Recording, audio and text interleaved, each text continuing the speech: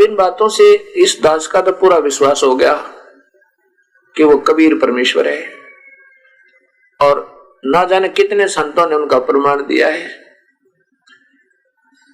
अब इसी का आपको एक उदाहरण और देता हूं कि किन किन महापुरुषों ने उस कबीर परमेश्वर को आंखों देखा फिर गुण गाए। आदरणीय गुरु नानक देव जी, जो वर्तमान अब पाकिस्तान के अंदर एक तलवंडी नाम का गांव है, वहां इन पुण्य आत्मा का जन्म हुआ। बाबा नानक जी के पूज्य पिताजी का नाम श्री कालू राम मेहता था।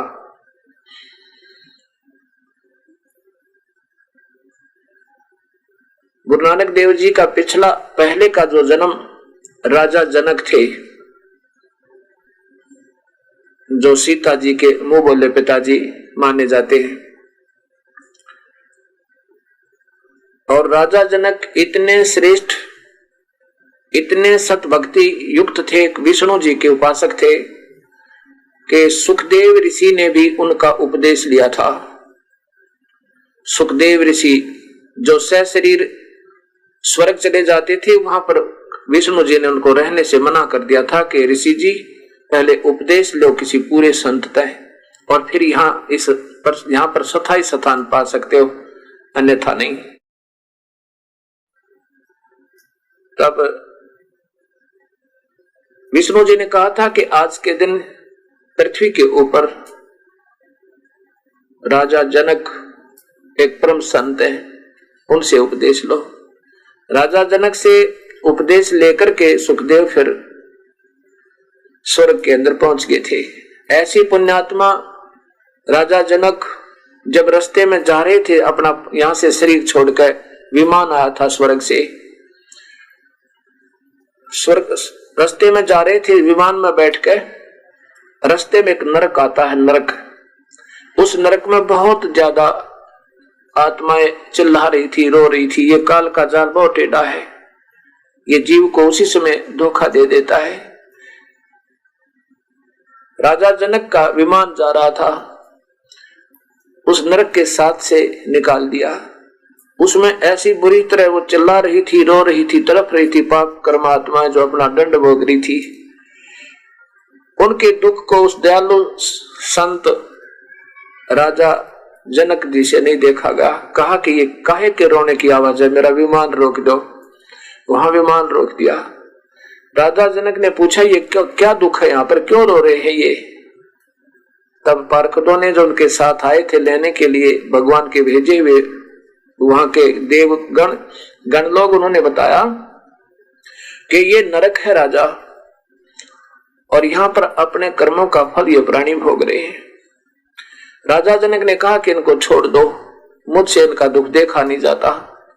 पार्षदों ने कहा कि हमारे बस का थोड़ा ही इनको छोड़ना, ये तो धर्मराज छोड़ सकता है।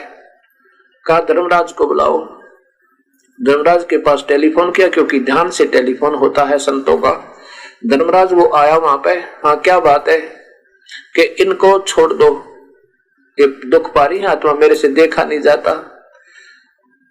अब धर्मराय कहने लगा, हे राजन, ये तो अपने कर्मों का दंड भोग रहे हैं, और यहाँ का नियम है जैसे कर्म प्राणी करेगा वो भोगने पड़ेंगे, उनको समाप्त भोगने से ही समाप्त होंगे। राजा जनक जी ने कहा कि इनको छोड़ो, नहीं तो मैं भी आगे नहीं जाऊंगा, मेरे से आगे जाया ही नहीं जाता। धर्मराज ने कहा कि ऐसे नहीं छोड़ सकते हम इनको, आप अपने कुछ पुण्य संकल्प कर दो, उन पुण्यों के आधार पर हम इनको यहां से निकाल सकते हैं। अब उस दयालु संत ने कह दिया कि मैं पुण्य संकल्प करता हूं। अब राजा जनक को से वहां पर पुण्य संकल्प करवा के वो 12 करोड़ जो पाप भोग रही थी वो जीवात्मा, वो विमान में बिठा कर स्वर्ग में भिजवा दी राजा जनक ने अपने पुण्य दे के। अब यहाँ काल का ये टेढ़ा जाल है। जब तक राजा जनक के संकल्प किए हुए पुण्य उन प्राणियों के साथ रहेंगे, इतने समय तक वो स्वर्ग रहेंगे, उसके बाद फिर नरक भोगना होगा। और उधर से उस पुण्य आत्मा के राजा जनक के पुण्य छीन लिए, ये लीला करी काल ने, उनको भक्ति के हीन कर दिया था, तो उसकी कमाई छीन ली और स्वर्ग भेज दिया।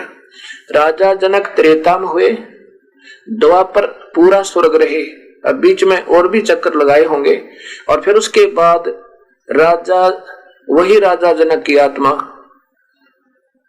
ये बाबा नानक जी के रूप में और तलवंडी के अंदर इनका जन्म हुआ।